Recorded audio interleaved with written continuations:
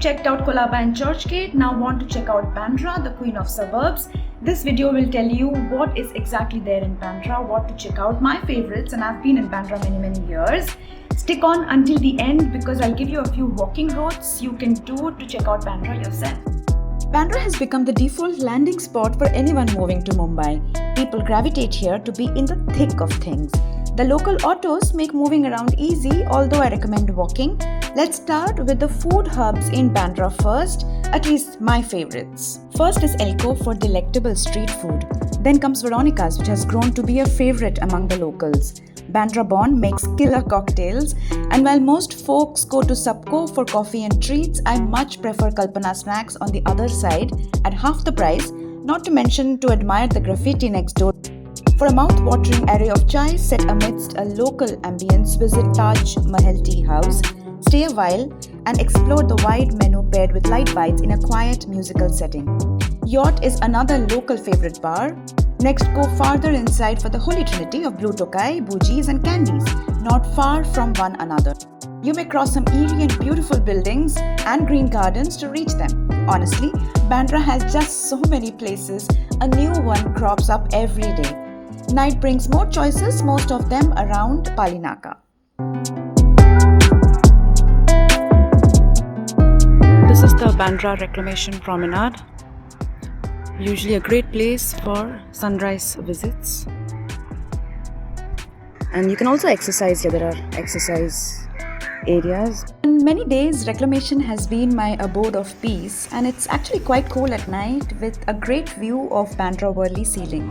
This is Bandstand, which is not very far from Bandra Reclamation, about a 10 minutes walk. On one side is the sea, and on the other the homes of various stars, such as the one belonging to Shah Rukh Khan. Throng surround it every day, and I do not know why, as he rarely makes a visit. However, I guess it is fun to just do something for the joy of it. When I was new to Bombay, I actually stood here and took a picture. Down the road, again not too far, is Bandra Fort, which was once a 17th century Portuguese watchtower, but not much of it is left now. This is Bandra Fort on a Sunday. It's extremely chaotic. Like, there are so many college kids just hanging around here, and also families on an outing. The Bandra Fort is open morning around 6 a.m. to evening 6:30 p.m. And you should see the exodus of people leaving and entering at these times on a weekend. Carter Road wins in my books of the best place to see a sunset in Bandra. A good place to do some nice people watching, try your hand at skateboarding, and end on one of the many restaurants on the other side for a nice snack and dinner. Bandra is a busy place today, but it wasn't always like this. Until the 16th century, it was a mere cluster of small villages, primarily Koli fishing villages, with names like Ranwar, Chimbai, Shirley. These names are still around, these villages are still around, rather vestiges of them. So the Portuguese landed in the 1500s, and slowly the locals turned Catholic. That is when we see the proliferation of the cute little bungalows with tiled roofs, stained glass windows, wooden balconies that remain to this day. Then the British came, and then Bollywood arrived, slowly changing the fabric of the neighborhood with an infusion of money and glamour, and then came the new wealth of the upwardly mobile. Thus, Bandra became the melting pot that we see today. I think that is the best thing about Bandra. It's such a mishmash of things.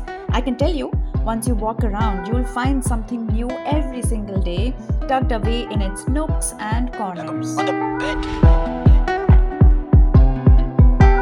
Bandra has two main shopping hubs, Hill Road and Linking Road. They are great for budget shopping.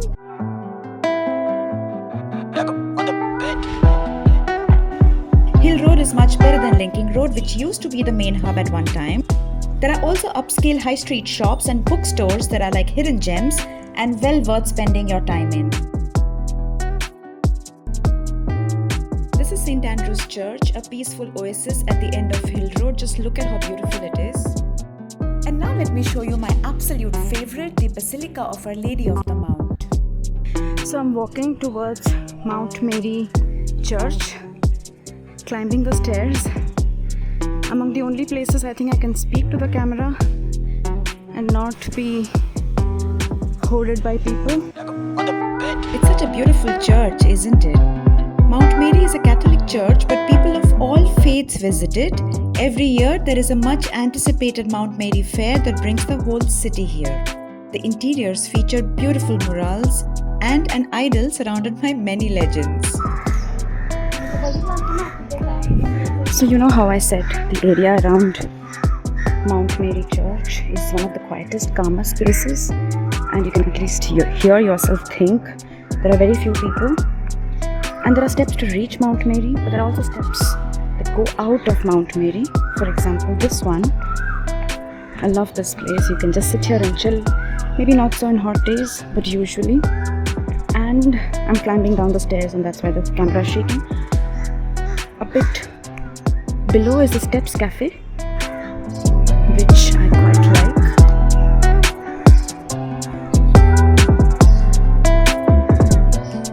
Another major festival takes place on these steps. And this is the Steps Cafe. So this is St. Anne's Church, and it's located on Pali Hill. Such a gorgeous church, right? And it's supposed to be over 1.5 centuries old. So you've come until the end, and now here's your reward. Now there are many ways to do Bandra. I cannot claim to know even half of it, but here are 3 walks I love doing, and you can try them too. Think of it like this: the 3 churches I mentioned, keep them in the center and walk around it. Route 1 starts at St. Andrew's Church, then goes to Chapel Road, Hill Road, Bandstand and Carter Road. Route 2 starts at Mount Mary Church, goes to Chapel Road, Hill Road, perhaps Carter Road, ending at Reclamation. Route 3 starts at St. Anne's Church, goes to Carter Road, Linking Road, and you can come back to Pali Hill.